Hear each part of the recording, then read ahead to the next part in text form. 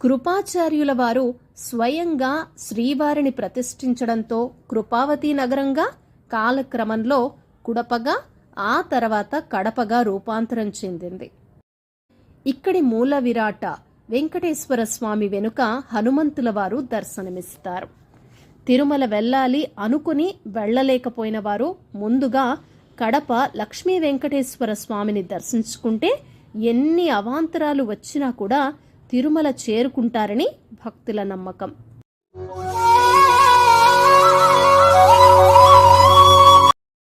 అందుకే కడపలో తిరుమల తొలి గడప అయిన వెంకటేశ్వర స్వామిని దర్శించుకుంటారు.